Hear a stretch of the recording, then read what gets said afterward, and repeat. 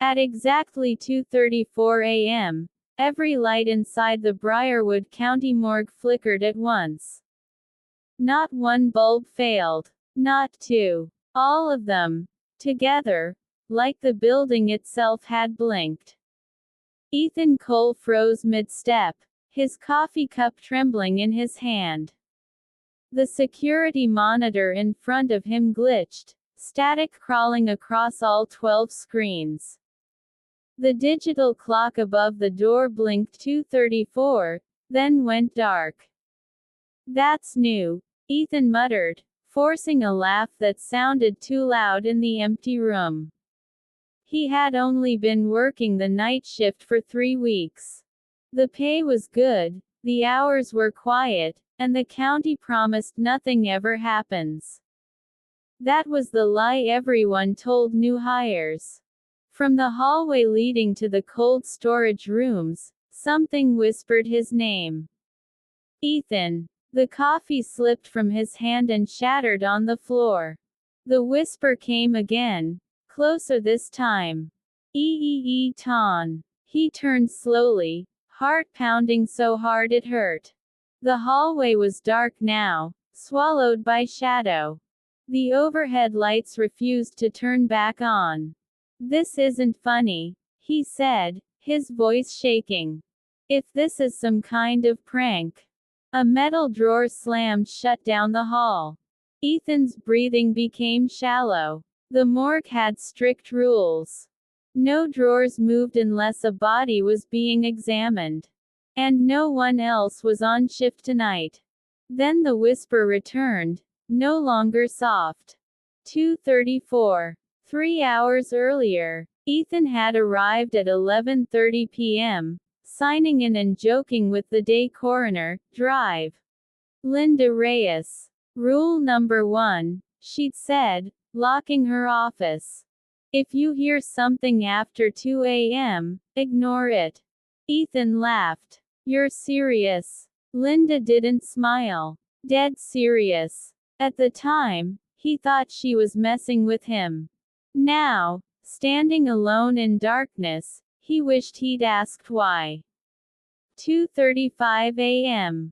The emergency generator kicked in, but only half the lights returned. The shadows stretched unnaturally long, clinging to the walls like living things. Ethan grabbed his flashlight and stepped into the hallway. Hello, he called. His voice echoed, but something echoed back, a half-second too late, warped and wrong. The first cold storage room door stood open.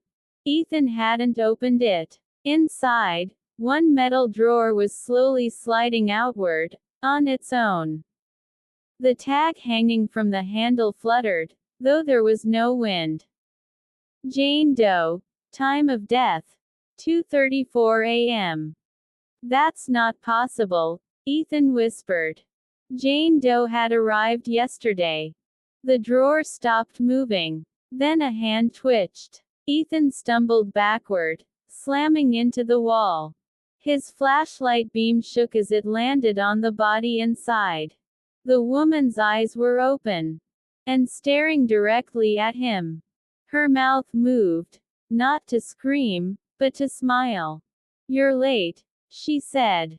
The lights exploded. The voices began. When the lights returned, Ethan was on the floor, gasping. The drawer was closed again. The body tag was gone. But the voices had multiplied. They whispered from the vents. From behind the walls. From inside the drawers. All of us died at 2:34. Not accidents. Not natural. They lied. Ethan scrambled to the security desk and slammed the emergency call button. No signal. His phone showed full battery. No service. Then every monitor turned on at once. Each screen showed a different cold drawer. All of them, opening. The truth in the shadows. As the drawers slid open, Ethan noticed something horrifying. Every body was facing the camera. Eyes open. mouths moving. They spoke in perfect unison.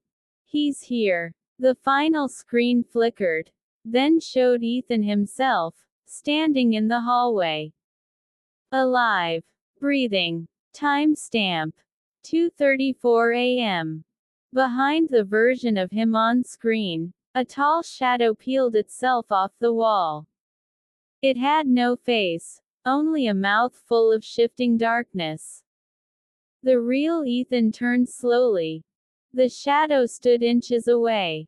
You guard the forgotten, it said, voice layered with hundreds of others. But you never asked why we stay. Ethan shook his head. I don't understand. The shadow leaned closer. At 2:34, the door opens. The door. There was a door Ethan had never used. A sealed steel one at the end of the morgue, marked restricted. It was open now. Cold air poured out, carrying the smell of rotten old earth. The voices screamed, "Don't let it close." Ethan ran. Inside the room was not a freezer, but a staircase descending into darkness. Symbols were carved into the walls, some scratched with fingernails. At the bottom stood a clock embedded in concrete. Frozen at 2:34. This place holds us, the shadow said behind him. Every night, the dead wake. And every night, one living soul must stay, to keep the door sealed.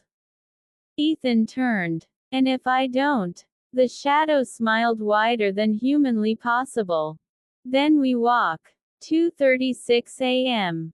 Ethan's scream echoed through the morgue as the door slammed shut behind him. Upstairs, the lights stabilized. The monitors went dark. At 6 a.m., Drive. Reyes arrived to start her shift. She paused at the security desk.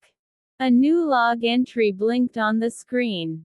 Name: Ethan Cole. Status: on duty. Time: 2:34 a.m. She sighed softly. Another one, she whispered. From deep within the morgue, something knocked, slowly, from inside a drawer. Once. Twice. Then a familiar voice whispered from the shadows. Help me. At exactly 2:34 a.m., the lights flickered again. And the morgue blinked.